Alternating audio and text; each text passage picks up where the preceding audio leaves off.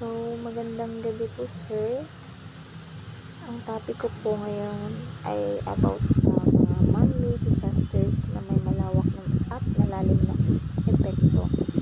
So, ito yung war conflicts and military operations. So, isa po itong seryosong issue na patuloy nating nararanasan sa iba't ibang panig ng mundo.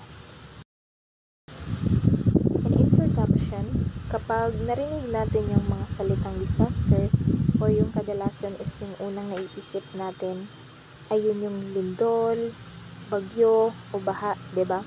Pero may mga kalamidad din na gawa ng tao, like tinatawag na man-made disasters. So, ang digmaan at operasyon militar ay ilan sa mga pinakamapinsalang uri nito.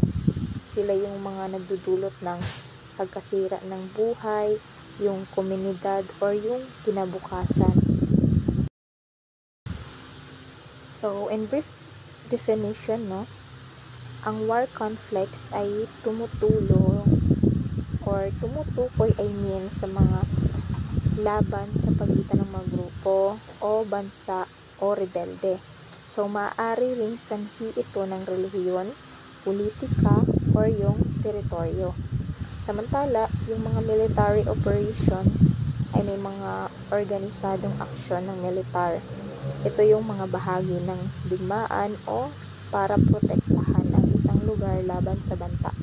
So, parehas silang maaaring magdulot ng trahedya kung hindi maisasagawa ng tama. Diba po? So, yung mga causes naman ito is yung maraming dahilan kung bakit nangyayari yung war conflicts at military operation.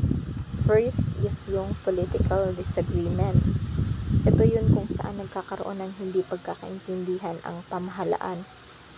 Second is yung territorial disputes or yung pagtatalo sa hangganan o pag-aari ng lupa. And then meron din yung conflicts dahil sa religion o yung ethnicity or yung economic interest tulad ng likas na yaman at mga rebellion laban sa gobyerno.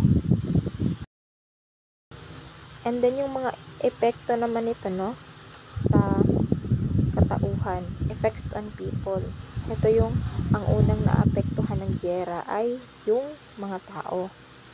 Maraming sibilyan, yung mga namamatay, nawawalan ng tahanan, or napipilitang lumikas bilang refuge. So, nakakaranas sila ng trauma, takot, at yung nawawalan ng access sa education at yung kabuhayan. So, sa madaling salita, winawasak ng giyera hindi lang ng katawan, kundi pati ang isipan at puso ng isang tao. And then, ang effects naman nito sa society or sa ating environment, effects on society and environment, ito yung mga hindi lang tao ang apektado. Kasama dito yung lipunan na bumabagsak, yung ekonomiya na natitigil or nawawasak, yung mga kalsada, ospital, at yung paaralan. So, ang kahirapan ay lumalala. So, higit pa ron, kailangan ay pati yung kalikasan naapektuhan din. So, nadudumihan ang tubig, nasisira ang lupa, at saka nadadama yung mga likas na yaman. So, yung mga examples nito is yung war conflicts ay yung World War I or yung World War II na naganap noon. So, alam naman natin yun kung sa history pa. At yung mga kasulukuyang giyera na nangyayari ngayon sa pagitan ng Russia at Ukraine sa Pilipinas. Yung Russia at Ukraine sa ibang bansa. So, sa Pilipinas naman naranasan natin yung Marawi. Marawi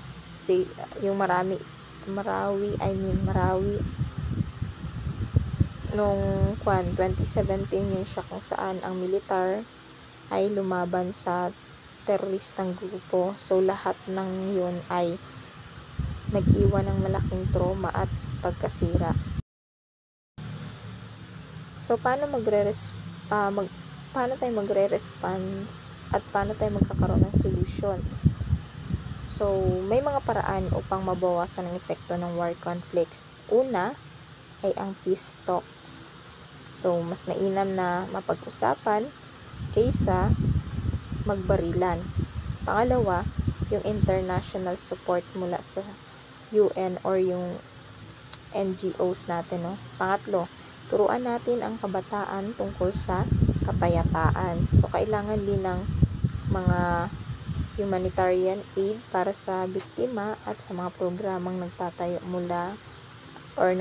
muli ng nasirang komunidad. So, sa kabuuan ng aking konteksto, no, sa topic na ito, ang war conflicts at military operation ay hindi simpleng mga insidente. Ito yung mga man-made disaster na dapat pagtuunan ng pansin. So, bilang kabataan at estudyanteng katulad ko, at isa ring mamamayan, so may papel tayong ginagampanan para maitaguyod yung kapayapaan sa ating bansa. Tsaka tayo rin mismo ang dapat magsimula ng pagkakaunawaan.